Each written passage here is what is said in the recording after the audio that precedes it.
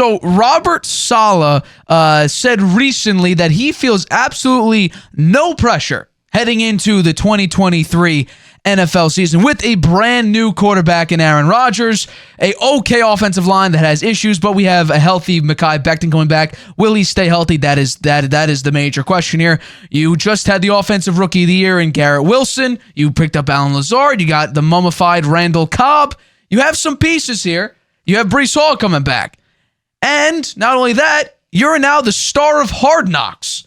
So you have a lot going for you this season. Aaron Rodgers in the past has seeming like he just wants to leave football, darkness retreats, ayahuasca, all this other random stuff that he does. Now he's at the forefront, but there's some positives. He started working in the offseason. He's seemingly going to get healthier. He was playing with an injury last season.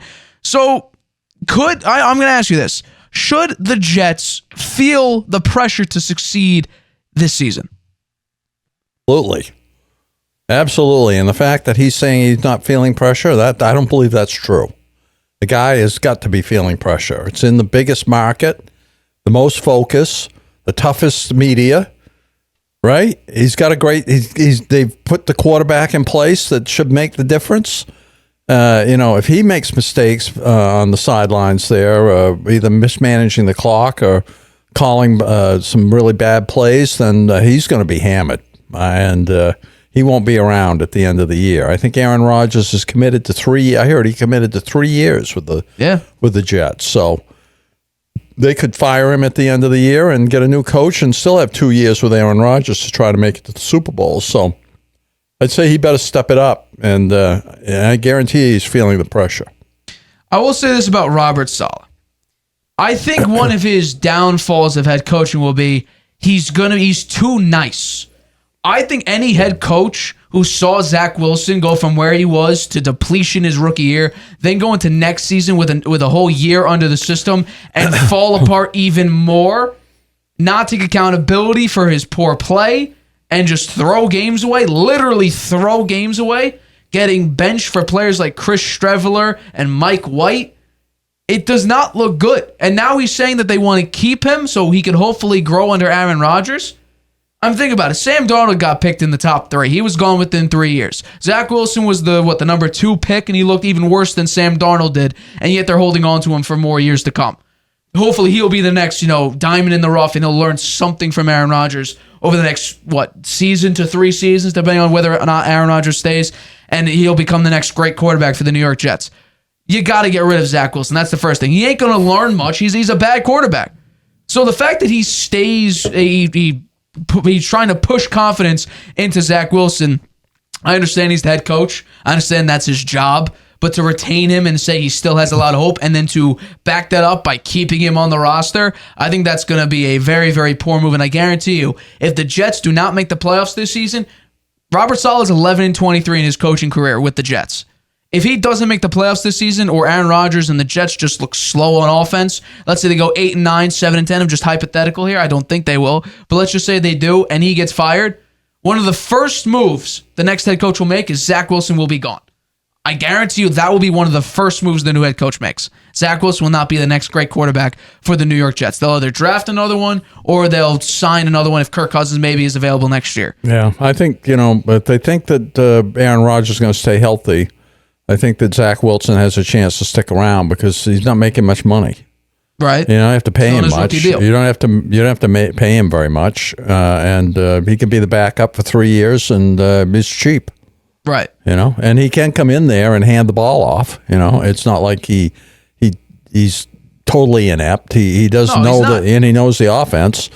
He has had some games where he looked okay, and he does make bad mistakes though. I mean, he throws interceptions, kills drives, he ruins the momentum. He really did play poorly last year, and he got what he deserved, benched. And then several times. And then they asked him, "Do you think it was your fault?" And he said, "No."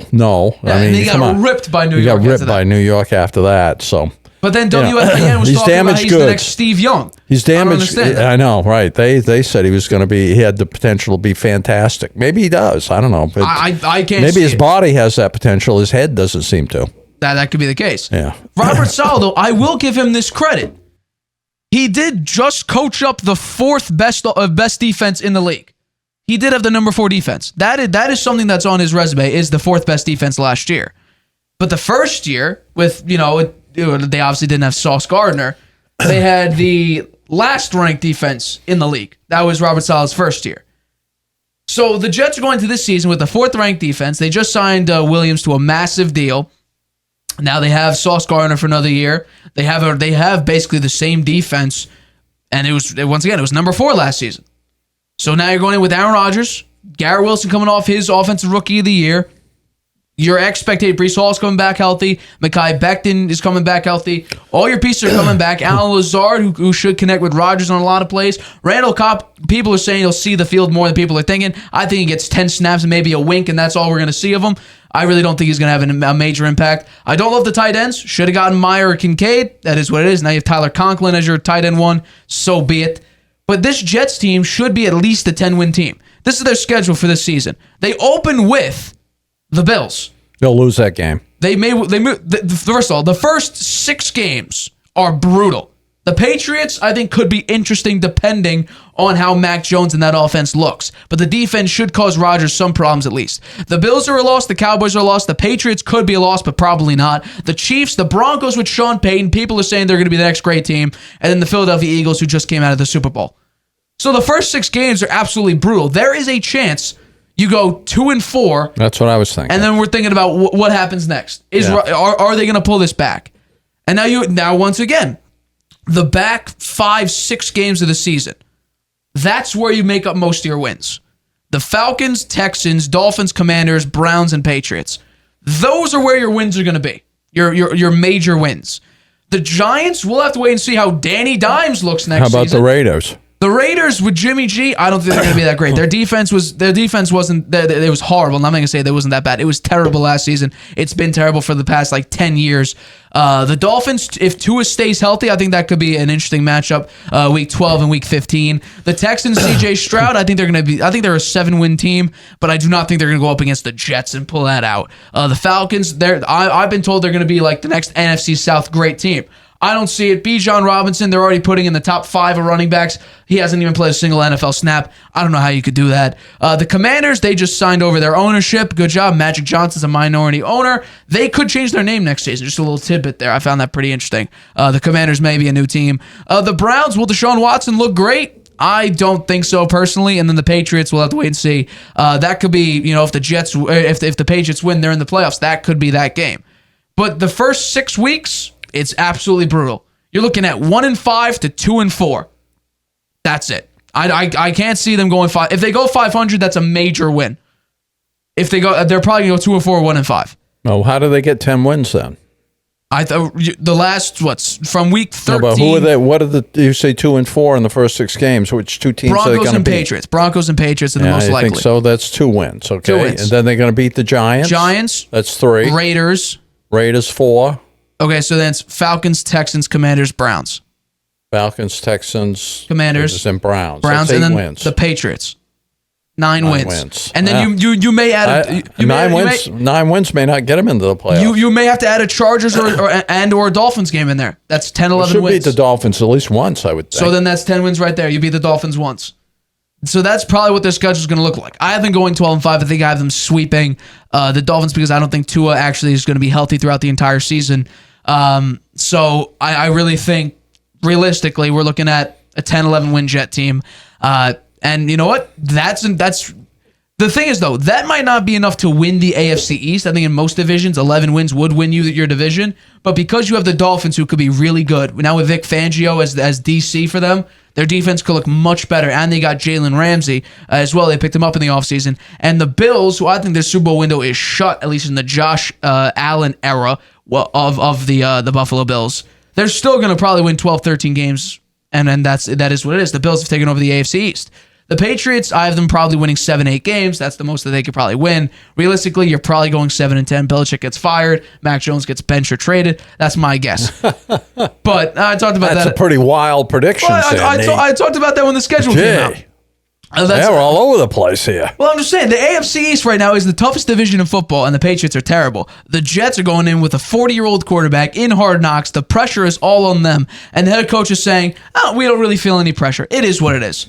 No, there is a lot of pressure because you're still coaching for a job because you may get fired this year or next season, depending. You have a 40-year-old quarterback who's dealing with injuries and does not want to run anymore. He wants to be strictly a pocket passer. He'll run if he desperately has to, but he wants to stay in the pocket, does not want to run. Your main tackle, Mekhi Becton, he's played one game out of the past 34 potential games he could have played. A single one. He's missed 33 games. So that's bad. You have a 38-year-old other tackle, Dwayne Brown. He's old. We don't know how great he's going to be. So you don't have a great tight end. Tyler Conklin's your one. You had an opportunity to draft some of the best tight ends, at least rookie tight ends, Kincaid or Meyer. And we're looking at a situation where now your offensive line is poor. It's worse than the Packers. Aaron Rodgers, now he's aging and wants to be a pocket passer, needs a better offensive line, and it's worse than the team he just came from. So we have to wait and see just how that works out. But there is positives. Rodgers is starting to work with his younger receivers, which he didn't do previously with the Packers. You're getting Breece Hall back, who it looked like early in the year is between Garrett Wilson and Breece Hall for Offensive Rookie of the Year. He's going to be back healthy. Like I said, Garrett Wilson just won Offensive Rookie of the Year. You got Allen Lazard. You got Mecole Hardman. You have a lot of pieces now for the Jets. They have weapons. They have utility. They have assets. Can they coach up a good scheme now? Nathaniel Hackett's the OC. We just saw what an atrocity he was as a head coach. Can he come back and reprise that pretty good OC role with Aaron Rodgers, who he coached before?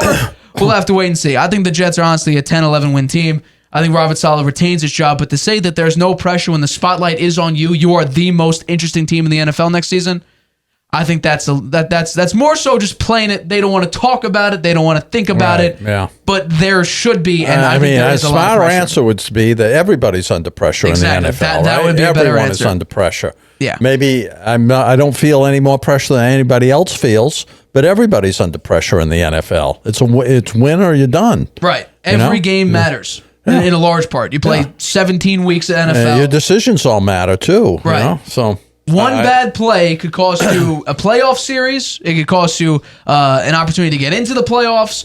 Every game matters. So the Jets start off 2-4, 1-5. We'll have to see if Aaron Rodgers can bounce back from that. Hi, everybody. Thanks for watching. Make sure you subscribe here to get the latest from the show. Also, if you want to check out the full episode, make sure you click the I in the top right-hand corner right now. If you want to listen to this show anywhere you go, make sure you go to anchor.fm/The Harvey Hour or anywhere you get your podcasts.